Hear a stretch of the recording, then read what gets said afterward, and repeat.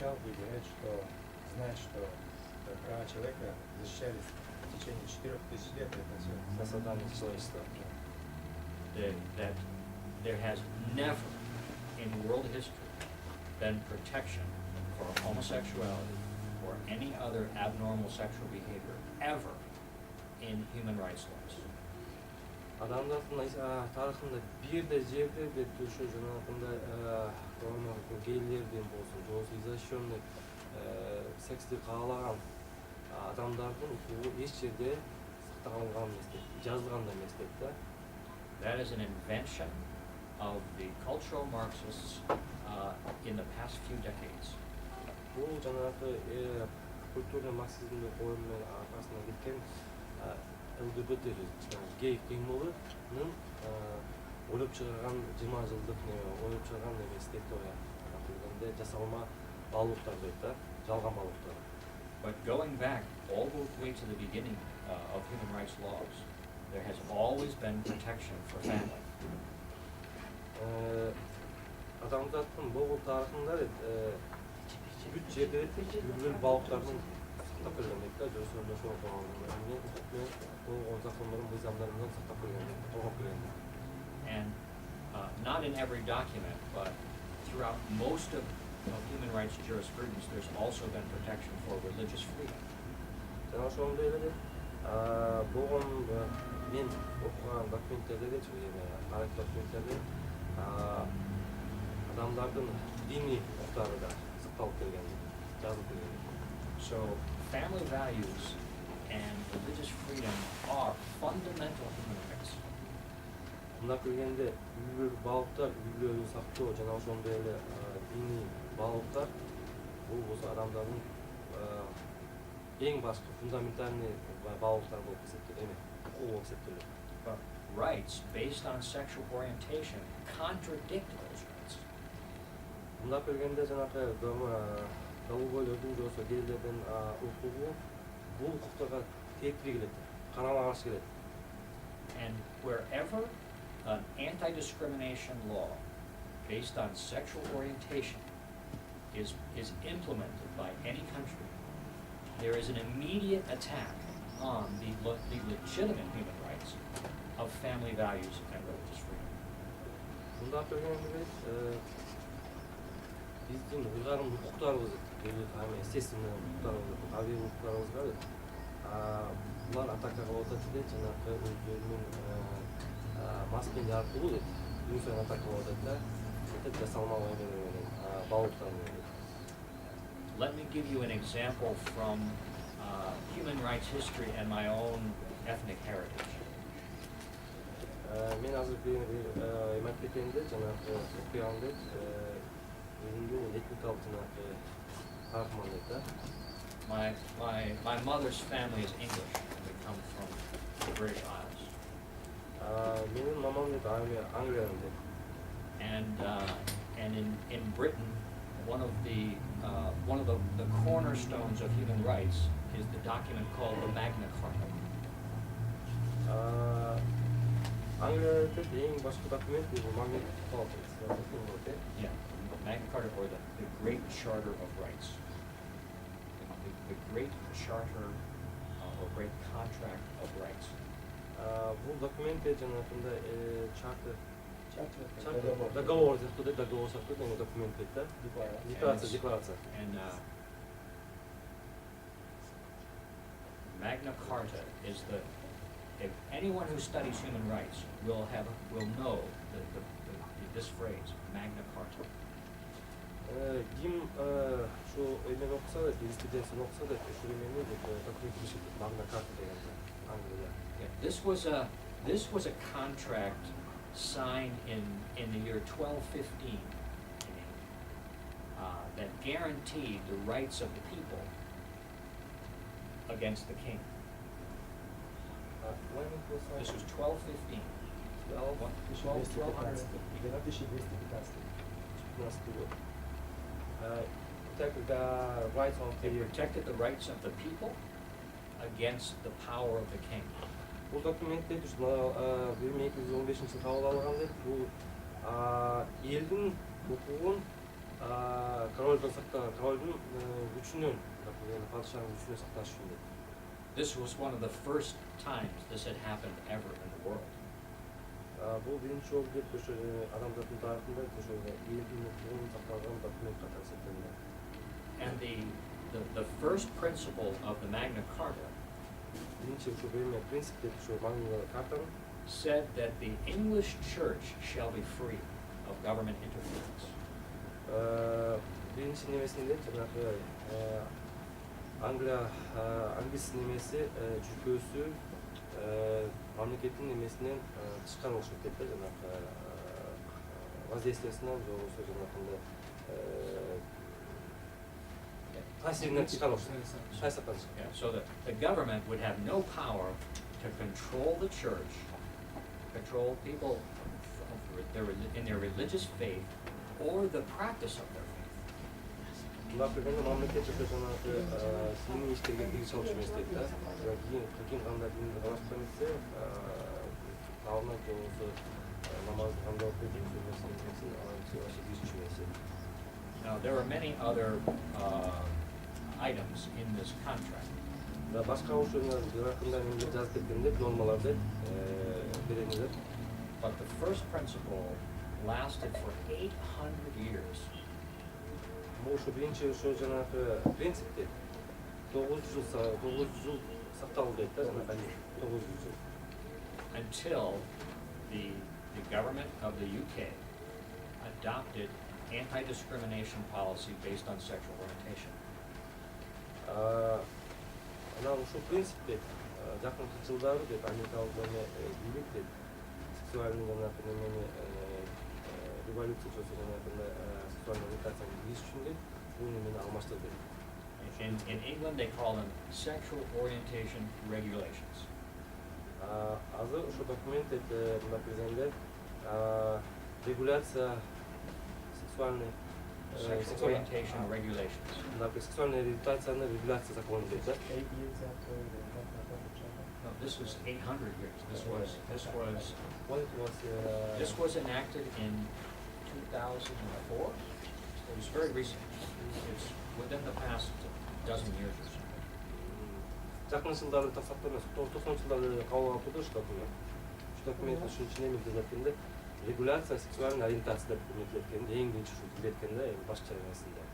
Now, as soon as the sexual orientation laws were passed, the LGBT group rights went to the top of the list, and the Magna Carta principle was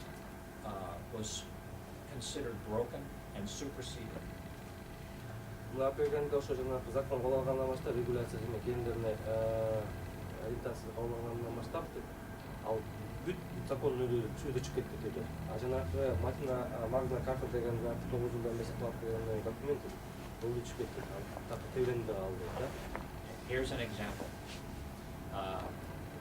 I'm not a Catholic, but the Catholic Church in England was doing a very good job helping orphans to be adopted into families. Мен өзүм католик эмесмин, жок дедим, айда турган нерсе ушу Англияда католик чоң иштерди кылыш дейт да. Булар бирге жетим балдарды жанагы үйлөргө орноштуруш дейт да, баягы багып кеткен асай турган үйлөргө бериш дейт да, тапшырып бериш. So this was a church program designed to fulfill the faith of the Catholics in England. Мында кылганда ошо жанагы католиктер ишеничин толук ишеним жана ошондой жакка турган иштердин принциптерин кетишин реализация кылыш үчүн католиктер деп ушу ишти апарыш керек да. But because of these sexual orientation regulations, the government went to the Catholic Church and said, you must place children with homosexuals in your adoption centers. Жанагы закон кабыл алган менен де система регуляция сексуальный ориентация дегенден баштап Британиянын немеси бийлиги католик сектору деп айтты. Ушул күндөн баштап деп балдарды деп гейлердин жалгоо үйлөрүнө бересиң деп. Right. These are consequences of the consequences of the sexual orientation regulations. мына келгенде ушу эми закондуу түрдө балдарды үй бүлөлөр асырай турганга мажбурлашты дейт католиктер. Ишенишине католиктердин эме католицизм принциптерине айкы келе турган, тескери келе турган иштерди кылды деп ойлойм. The Magna Carta said that the English Church was free to exercise its faith, but the sexual orientation regulations destroyed the legitimate human rights and forced the Catholics to have to make a choice. Мында келгенде естественно табигый укуктары дейт да, адам ушу латин аларына жазылган полностью төлөнүп кетет, тебеленип кетет. Жана ошондой эч кандай неме берген жок, эме калтырган жок дейт. Католиктерге дейт да. Мына келгенде баардык нерсени тиги жанагы головойлордун астындагы диктовка менен жасалган дейт да. I'll just go about 5 more minutes. Окей, 5 мүнөттө сүйлөйм дагы. The Catholics closed their adoption agencies because they couldn't violate their faith by placing children with homosexuals. Шунайынан дейт, жанагы немеге законго каршы туруп деп, бирок ошондой эле жанагындай алардын иштеги ишин аткарбаш үчүн болгон жанагындай уюмдарын жапты дейт, бала асырай турган уюмдарын дейт да. Ошону менен жанагы балдар асырай турган функция гейлердин колдо өтүп дейт да. These kinds of things have happened all over the world wherever sexual orientation regulations are adopted. Дүйнө жүзүндө ушундай процесстерди бар жерде өтөт. Кайсы жерде, кайсы мамлекетте ушул закон өтсө, регуляция жасалган автоматически деп түшүнөт. Бирде бирге дейт да, эч кандай айырмасы жок. But it gets even worse. Күнөн күнгө бул эме бузулуп атат, күнөн күнгө күчөп атат. Tell you, there's a 5-stage process for homosexual supremacy in a culture. Беш каймеси бар дейт, кадамы бар дейт. Ошо жанагындай гейлердин укугун адам укугуна өдөө коюш үчүн дейт да, жана адамдардын табигый адамдын укугуна өдөө коюш үчүн. The first stage is tolerance. Биринчиде жанагы сабырдуу, толерантность. And I personally believe in tolerance for people to make choices in their own private lives. Мына келгенде бул толерантность сабырдуу өзүнүн жеке турмушунда гана өсүш керек да. Менин оюм боюнча. If people want to engage in homosexuality in the privacy of their home, I'm not going to break down their door. Мына келгенде дегсе үйүнөн деп каалаганда көбүн эфирде да мушкунда да мен ишим жок деп менин ишим да. But it doesn't stop there. Бирок булар токтошпойт дейт. The second stage is acceptance. Экинчиде бул кабыл алуу, признание. Кабыл алуу. Tolerance means you can sit over there in this room, and we will accept you sitting over there. But acceptance means you come to the table and you have an equal place with everyone else. Мында келгенде сабырдуулук дейт. Ал жакта отуруп атат, бир нерсе кылып атат дейт, биз учпай отурабыз дейт. Бирок дейт, столго келип отурганда биздин укуктарыбыз бирдей болсо, бул жанагы кабыл алуу дейт. Ошо жанагы признание дейт да. That's what the anti-discrimination policy does. Мына ошондой жанагы дискриминацион адам табигый адам укуктарына каршы турган дискриминация деп дейт да. Дискриминация, экстремизм дейт. Адам укуктары, табигый адам укуктары. And it says that homosexual activity is equal to normal relations between a husband and wife. Мына келгенде жанагындай долбоодордун үйүндө ортосундагы карым катнаштар дейт. Аял менен эркектин кандай аялдын эрди катын менен дейт да, жеке эрди катын ортосундагы карым катнаш бирдей деген эме норма келет дейт да. But remember, these are agents of social change. The gay movement its goal is to change the society, not just to have a place at the table.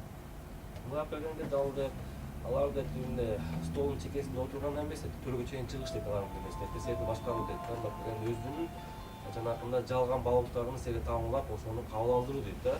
So the third stage is celebration. Үчүнчү дейт, муну ушул майрамдоо дейт. Мына келгенде муну дейт цивилизациянын туу чокусу, адам маданиятынын туу чокусу катары кабыл алынып. So here is the LGBT movement at the table, and now all of us must Чапат да ошондой. Бул адам stand up, yeah? Мына бергенде сен деген ушунчалык сонун адамсың, сен Кудай ушундай жараткан экен. Биз бул жерде жүргөн турбайбыз, сага сыйынышыбыз керек деген абал алып берет дейт да. So it's better than the society. Yeah, it's finer. It's Мына бергенде бул деген жүрөгү ачык, бул деген ушунчалык күчтүү адам, өзүнүн ушундай өзгөчөлүктүгүн айта алды деп. Айткан үчүн деген мына элдин астына чыгып атат. Бул деген Кудайдан берген күч деп туруп, бунун деген ошо адамдын өзгөчө гений деген эмеге алып келди дейт, алып келишет да. Have you heard the phrase social justice? Сен уктуңуз деп жанагындай социальная справедливость деген эме терминология. Social justice warriors. Have you heard that term? Is that familiar? Мына бергенде социальная справедливостьтин мындай жоокерлер деген түшүнүктүү уктуңуз деп. It's a euphemism for Marxism, for cultural Marxism. Мына бергенде бул эме да жанагы лакап дейт да, жобосу эвфемизм. Well, today in the United States and in Europe, the highest value of the social justice warriors is the celebration of homosexuality. Мына бергенде жанагындай социальная справедливость дегендин колдоочулар дейт, аскерлер дейт. Алардын эң биринчи максаты жанагы гейлерди дейт. Гей өзгөчө адамдар деген эмеге политиканы жүргүзөт да. Кандай касиети болбосун, гей деген акылдуу, мээримдүү, кол ачык, жергиликтүү жанын берет. Бул адамдарды эмне десе, ошону биз кылышыбыз деген эмени политиканы жүргүзөт. Now, the fourth stage is forced participation in gay culture. Төртүнчү жол дейт, ушул эмеден кийин дейт, болгон кайсы канча уюм болсун, жанагындай коомчулукты түртүү дейт да, немеге гей парад мажбурлоо, гей парадка чыккыла дейт, жанагындай. Сен чыгып аларды колдошуңар дейт. Бул деген адам укугун колдоо маанисинде дейт депчи. As an example, in the U.S., sometimes police officers or firefighters are ordered to march in the gay pride parade. Мына бергенде сиз көргөнгө баккан жоксуз, бул эме дейт, Америкада мындай дейт да. Эме милициялар дейт, полиция болсун дейт, жанагы эме пожарниктер болсун дейт, жанагындай мамлекет ишкерлер дейт, көчөгө чыгып, алардын баарын деп кол чабышат дейт, чыгып алыпчы. Жо арасында да ошондой кийинтирип коюп коюшат дейт, мынакей алардын арасында кийин кишилер гейлер бар депчи. And also children. Бүт жанагы полицейскийлер болсун, аскерлер болсун, диний илимдер болсун, жобосу жанагындай мамлекетти башкара турган эмелердин баарын көчүгө аралап.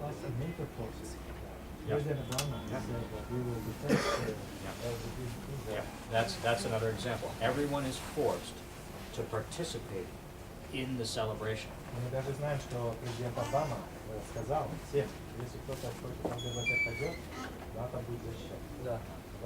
Хиллари Клинтон айткандай да, права гея, права человека. Каяка болсун биз ошону сактайбыз депчи. That's the worst, is that children